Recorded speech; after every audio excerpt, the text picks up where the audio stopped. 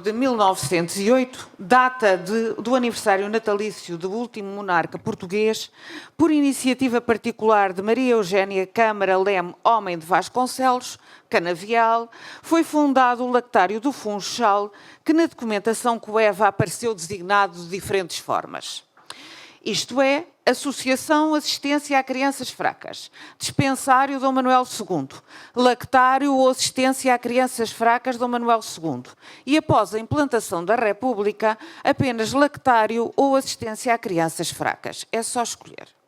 Nas décadas seguintes à da fundação, cada vez mais crianças puderam beneficiar dos cuidados assistenciais, leite e medicamentos, fornecidos pela instituição, criada para fazer face ao estado deplorável das crianças pobres da cidade. Tendo como pano de fundo a situação social do início do século XX em Portugal e, em concreto, na Madeira, bem como as práticas assistenciais de então a cargo de leigos e de religiosos, procurar-se-á, através deste texto, dar a conhecer o funcionamento do lactário entre 1908, data da sua fundação, e 1930, ano em que se separou da escola primária, da que já lá chegaremos, a funcionar desde 1926. As fontes utilizadas foram, em especial, as notícias publicadas na imprensa local e as fotografias que iremos ver, que são apenas 2 ou 3, uma vez que, lamentavelmente, não foram localizadas as atas das sessões da direção do lactário anteriores ao ano de 1958. E aqui, no âmbito deste nosso congresso, que efetivamente se dedica a festejar os 100 anos da congregação, eu apelo às pessoas que têm a responsabilidade nesta matéria para poderem fazer o favor supremo de digitalizar a documentação, porque efetivamente tem 2 enormes vantagens. Em primeiro lugar, porque preserva a documentação e, em segundo lugar, porque vai disponibilizar a todos os investigadores, onde quer que estejam, o acesso a essa mesma documentação. E eu termino rapidamente este discurso, mas efetivamente gostaria mesmo de dizer isto porque é efetivamente importante. E o facto de me ter deparado, de ter pedido ajuda de várias pessoas que me ajudaram e às quais naturalmente agradeci, mas há uma coisa que ninguém me pôde ajudar, porque uma vez que a documentação ou desapareceu ou não conseguiu ser localizada, aquela que é anterior a 1958, o que é particularmente frustrante para o investigador. Portanto, para que isso não aconteça noutros contextos, por favor, tenham isso em conta. Ora, deixando este discurso, vejamos um contexto social que é particularmente pouco favorável. As práticas assistenciais foram entendidas desde a Idade Média como formas de caridade. No que se refere às crianças, pense na criação dos expostos e nos apoios à lactação, visando os meninos desamparados, em princípio filhos de mães solteiras ou de viúvas pobres, cuja origem remonta à época moderna, mas vulgarizados na segunda metade do 800. Só no final do século XVIII e início da centúria seguinte, esta concepção começou lentamente a alterar-se quando a coroa foi modificando o seu discurso acerca da pobreza. Deste modo, se as primeiras manifestações desta nova orientação podem recuar à fundação da Casa de Pia em Lisboa em 1780 e à oficialização das rodas de expostos em 1783, em 800, vários diplomas foram surgindo, sem esquecer o aparecimento das chamadas sopas dos pobres ou cozinhas económicas, resultantes da iniciativa de particulares. No século XX, à caridade individual juntaram-se medidas efetivas, em especial durante o Estado Novo. Destaque-se, em 1940, a criação do Subsecretariado de Assistência Social. Depois, 4 anos depois, o Estatuto de Assistência Social, enquanto em 1938 a Juventude Operária Católica abriu o primeiro centro social da organização, o qual compreendia um lactário e um posto de puericultura, consultas médicas e uma escola de ensino familiar e doméstico destinada às mães e às visitadoras. A sensibilidade para os problemas começava a fazer-se notar, porém as medidas tomadas eram pontuais e, consequentemente, não conseguiam resolver os graves problemas com que o país se deparava. Se pensarmos que em Portugal a mortalidade infantil ocorrida até 1 ano por cada 100 nados vivos era de 14,1 em 1914 e 14% em 1932, percebemos a urgência de acudir às crianças filhas das famílias pobres. O problema era particularmente significativo se comparado com outros países, porque efetivamente na primeira data, 1914, a Alemanha, a França e a Inglaterra estavam pior do que nós, com percentagens na ordem dos 18%, 17% e 13%, respectivamente, mas em 1932 esses países tinham uma percentagem na ordem, todos eles inferior a 8%, enquanto nós continuávamos tristemente nos 14%. Se bem que Portugal tenha sido marcado por uma evolução geral positiva do setor agrário, a instabilidade política e económica acentuou as dificuldades do país. Recorde-se a queda da monarquia, 1910, a Primeira Guerra Mundial, 14-18, a crise financeira de 1923, o golpe militar de 1926, bem como as consequências disto tudo. De tal modo foi assim que o Produto Nacional Bruto português, em 1913, foi de 45%, em relação à média dos países desenvolvidos, enquanto em 1860 tinha sido de 86%. Até à década de 1930, a agricultura portuguesa representava 60% do emprego total. Ora, neste contexto geral, no Funchal de 1918, o número de pessoas a necessitar de assistência seria elevado, tal como no resto do país. A economia da ilha assentava nos bordados, particularmente relevantes para a mão de obra feminina, e também no açúcar, no vinho e no vime. Porém, a queda das exportações devido às dificuldades de abastecimento de matéria-prima, a diminuição do poder de compra mesmo no exterior, que no caso dos bordados, levou a um crescimento dos problemas económicos. A pobreza aumentava. Esta convicção reforça-se com a leitura dos jornais madeirenses. Por exemplo, o Diário de Notícias informou os seus leitores que durante o mês de outubro de 1918, a Sopa Económica, portanto a Associação Protetora dos Pobres, fundada em 1889, tinha distribuído 19.454 refeições de sopa aos indigentes. E que, por exemplo, havia um peditório em curso, presidido pelo governador civil, e em que a Casa Bancária Rei de Castro já oferecera 500 escudos, promoveram uma subscrição para comprar roupa pessoal, têxteis da casa e, inclusivamente, resgatar cautelas de penhores sobre vestuário pessoal e têxteis do lar. Para evitar que as peças distribuídas voltassem para as casas dos penhores, foi inclusivamente sugerido que se proibisse aos prestamistas a concessão de empréstimos sobre qualquer tipo de roupa durante 1 ano. Portanto, tudo isto e outras questões que vou ultrapassar mostram claramente pela leitura das notícias do jornal as situações de indigência. A falta de meios de apoio às famílias carenciadas assumiu igualmente outras vertentes, designadamente a existência de crianças sujas, descalças, com escassa roupa, frequentemente descrita como andrajos, bem como a prática de vaguearem pelos campos ou pelas ruas sozinhas e sujeitas aos mais variados perigos. Nas famílias mais numerosas era comum o recurso a crianças mais velhas para cuidar das mais pequenas, o que não se revelava uma boa opção. Perante inevitáveis acidentes, culpavam-se inevitavelmente as mães. Em 1911, o Diário de Notícias, a propósito de um quase atropelamento de uma criança de 4 ou 5 anos, identificada como um dos pequeninos vagabundos, por uma zorra que conduzia canas de açúcar, informou os leitores, e cito: "Andam por aí crianças aos bandos pedindo 10 reizinhos, e são as que mais se expõem aos atropelamentos. Algumas delas, ou por inconsciência do perigo, ou por qualquer descuido próprio da sua tenra idade, raro se desviam dos automóveis e de outros veículos, pondo em sérios embaraços os condutores para evitarem um desastre." O jornalista não se coibiu de acrescentar a sua opinião, considerando que as crianças que andavam abandonadas na via pública parecia que não tinham mães, concluindo que o que ficava ao aviso àquilo que considerou serem as progenitoras descuidadas. Ora, relativamente à questão dos lactários. Em Portugal continental, os primeiros lactários e creches foram aparecendo timidamente. Primeiro no Porto, 1851, depois em Lisboa, com uma iniciativa interessante. Como é que isto funciona? A primeira iniciativa interessante que surgiu em 1913, a assistência protetora da primeira infância, destinada às crianças do bairro da Alfama. Ficou esta iniciativa a dever-se ao coronel Rodrigo António Abuim Ascensão, que procurou no estrangeiro, concretamente em França, um modelo assistencial que ali seguiu.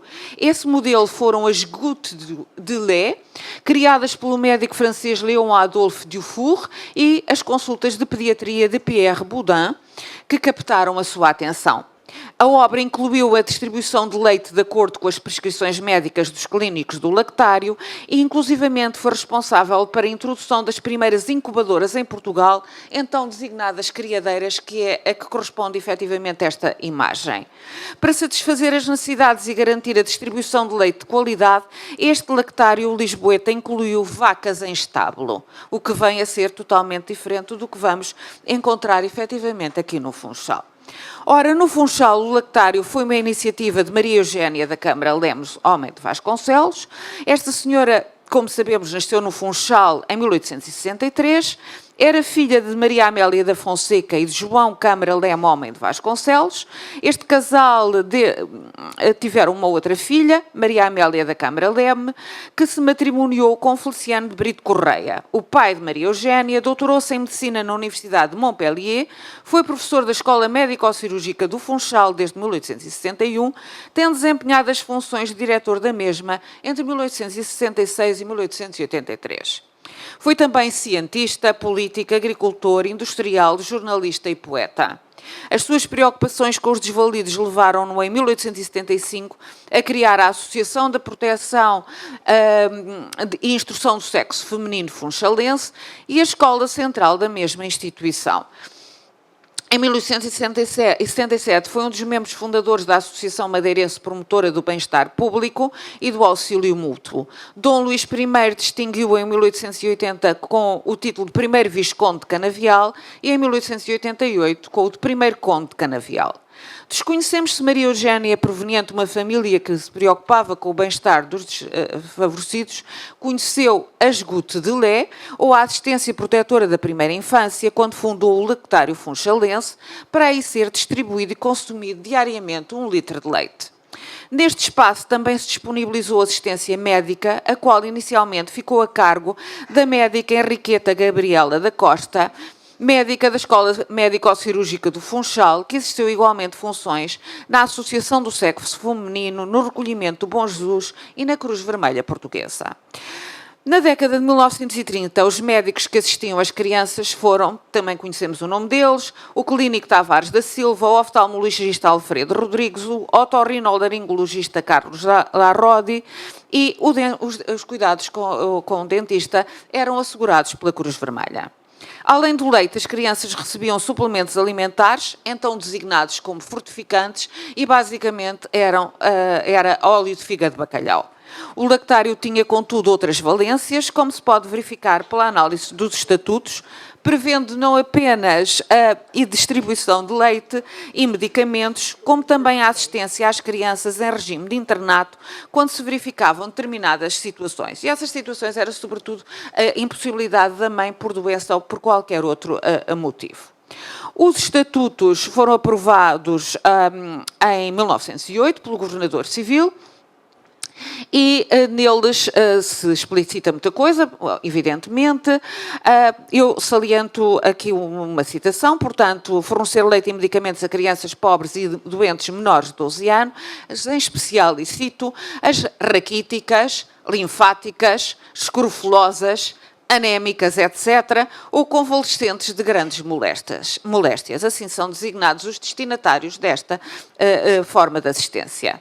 Portanto, prevê também a criação de um internato, prevê consultas de puericultura, evidentemente aqui designadas como higiene infantil, prevê a admissão das crianças sob determinadas condições, outros tipos de sócios, 3 tipos de sócios, eu vou passando à frente porque não temos tempo, e também o funcionamento da Assembleia Geral. Tudo isto é relevante e está aqui devidamente analisado, e vou avançando. A imprensa fuxalense não ignorou naturalmente a fundação do lactário, quer o jornal, quer o Diário de Notícias, referiram-se à sua inauguração no edifício da Soberba Económica, tendo tido a presença do Bispo, Dom Manuel Agostinho Barreto, do Governador Civil João de Paiva Leite Brandão, que usaram brevemente a palavra. Depois, à efeméride assistiram diversas damas da nossa melhor sociedade, tendo havido distribuição de leite e remédios às crianças pobres.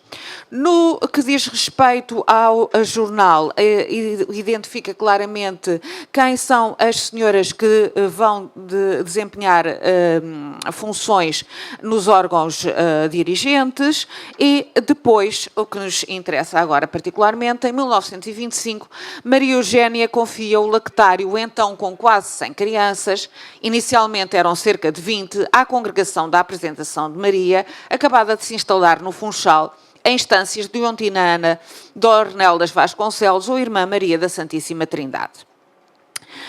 A família, ligavam-se as duas famílias por laços de amizade que naturalmente se terão robustecido nesta época.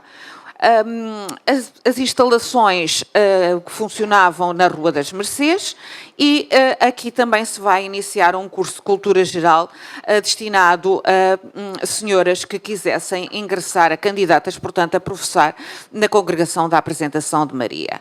Claramente a situação das crianças melhorou. Estas duas fotografias são particularmente relevantes e importantes e são conhecidas. Nesta, particularmente, podem verificar as crianças obviamente bem tratadas, mas descalças. Estamos em 1919 e aqui uma fotografia muito semelhante, mas particularmente também diferente, na medida em que temos, evidentemente, as crianças bem cuidadas, mas já todas elas calçadas. Portanto, vou andar para trás. Aqui 1919, aqui 1930. Claramente melhor. Antes, aos cuidados assistenciais já se haviam juntado os educacionais. Em 1918, a contratação de uma professora permitiu oferecer instrução primária às crianças. Eram então 78 as que a recebiam. Para o efeito, foi arrendada uma casa situada na Rua das Mercês para albergar o lactário e a escola. A renda é elevada, metade da renda era paga por Maria Eugénia, e depois há um facto interessante, que é a oferta de um imóvel por Maria Celina Souveiro da Câmara, uma aristocrata cosmopolita madeirense e que foi conhecedora de modelos assistenciais estrangeiros, que nos dá a conhecer no seu Diário de Nápoles a Jerusalém, num diário de viagens de 1899, em que fez uma viagem na qual incluiu uma pequena anotação que permite compreender o seu empenho em ajudar o lactário funchalense. Ao passar por Jaffa, atualmente a parte mais antiga de Tel Aviv, pôde observar várias instituições assistenciais pertencentes a pessoas de diversas confessionalizações, incluindo cristãos. Salientou, e cito, um hospital muito bem montado com um dispensário gratuito. Assim tivéssemos um na Madeira. Anos depois pôde contribuir para a realização desse projeto, posto em marcha por Maria Eugénia em 1908, através da doação do referido imóvel. Na escola, as crianças recebiam 3 refeições, havendo infantário, escola primária, oficinas de costura, bordados e tecelagem. A responsável para a parte educativa, recorrendo ao método Montessori, foi a Irmã Maria Teresa do Santíssimo Sacramento, e pelo lactário a Irmã Maria da Santíssima Trindade. Em 1931, os rapazes eram assistidos dos 3 aos 6 anos e as raparigas até encontrarem ocupação. A pobreza continuava e crescia. Numa carta de Luísa de Freitas Lumelino, que na obra literária usou o pseudónimo de Luísa, esta autora escreve uma carta à escritora e poetisa Fernanda de Castro, em 1933, na qual se refere: Aqui andamos todos abraços com 1000 coisas já feitas. Em novas ninguém pensa. Asilo de velhinhos, asilo de crianças, artes e ofícios, lactários, proteção à pobreza envergonhada, sopas económicas, etc., que só por milagre se aguentam de pé. Para o bom funcionamento do lactário importavam as contribuições da fundadora, dos sócios benfeitores, sendo comum a realização de jantares, concertos e festas, cujas receitas revertiam a favor da instituição. Em 1911 teve lugar uma festa de caridade que decorreu no Casino Funchalense e cujo cartaz nos dá conta do enorme programa desta festa. Um jornalista dá conta, efetivamente, deste programa. Basicamente, há a preocupação de referir as questões que se destina, portanto, os fins assistenciais, não dá conta de qual foi a quantia apurada, detém-se em expressões como a beleza e a caridade unidas no estreito elo de um divino abraço levam assim a alegria e o prazer aos felizes e a consolação bendita aos seus desgraçados, e depois descreve com pormenor aquelas diferentes formas de atuação, onde se contam canto, dança, representação, etc., que eu vou passar à frente para poder concluir. Houve também concertos realizados a favor do lactário e, num outro momento, dois autores, Feliciano Soares e Manuel Ribeiro, decidiram publicar a obra Terra a Terra, cujas receitas de venda reverteram a favor do lactário. Estávamos em 1915. No opúsculo, os autores começaram por lembrar a Batalha de Aljubarrota, evocaram o início do movimento expansionista, fixaram-se em João Gonçalves Zarco e no descobrimento do arquipélago da Madeira e, enfim, a obra do ponto de vista literário creio que será de nulo interesse, do ponto de vista historiográfico nulo interesse tem, mas o que conta efetivamente é a boa vontade, ou seja, o facto de terem publicado uma obra cujas receitas de venda reverteram a favor do Funchal, a favor do lactário do Funchal. E, concluindo, décadas após a inauguração do lactário, os falecimentos da fundadora e da irmã Maria da Santíssima Trindade foram objeto de notícias nos jornais do Funchal. Maria Eugénia expirou em 21 de janeiro de 1945, na sua casa localizada na Rua da Carreira, e foi lembrada pelo Diário de Notícias como uma benfeitora de várias instituições e como uma senhora que não limitou a ilustre extinta a sua ação religiosa à observância estrita dos atos de culto, querendo, pelo contrário, comparticipar do movimento de propaganda e de assistência orientado pela Igreja e do esforço da ação católica da nossa terra. Por seu lado, o jornal apresentou uma microbiografia, referindo desde a ascendência ao reconhecimento do grande oficialato da Ordem da Benemerência, que teve lugar em 1937. Infantilizou a vertente de prestação de auxílio aos carenciados, considerando estava habituada desde sempre a abrir o coração a todos os que lhe batiam à porta, mas a preferência eram os pobres, os famintos, os que não tinham pão nem carinho e antes deles ainda as crianças pobres e fracas. Efetivamente, o carinho que sempre dedicou ao lactário, então localizado na Rua da Mouraria, terá sido responsável por ter escolhido a capela daquele espaço para ser velada durante algumas horas. Ali também foi celebrada uma missa e, antes da saída do préstito, cantados ofícios. Leontina Ana de Ornelas Vasconcelos, ou Irmã Maria da Santíssima Trindade, deixou o mundo dos vivos em 1974. Nessa ocasião, o Jornal da Madeira publicou uma nota biográfica, a qual terminava com um convite das Irmãs da apresentação de Maria aos leitores para participarem na missa na capela do Colégio da Congregação, situada na Rua das Mercês. A morte destas senhoras, com quase 30 anos de intervalo, não impediu a continuação das obras existenciais iniciadas com Maria Eugénia, desenvolvidas pelas Irmãs da Apresentação de Maria. Ressalve-se ainda que Maria Eugénia, Maria Celina e Leontina Ana foram 3 senhoras madeirenses, cultas, viajadas, cosmopolitas e preocupadas com os desvalidos, tentando ao longo das suas vidas melhorar as das crianças nascidas em contextos de muita pobreza. Muito obrigada.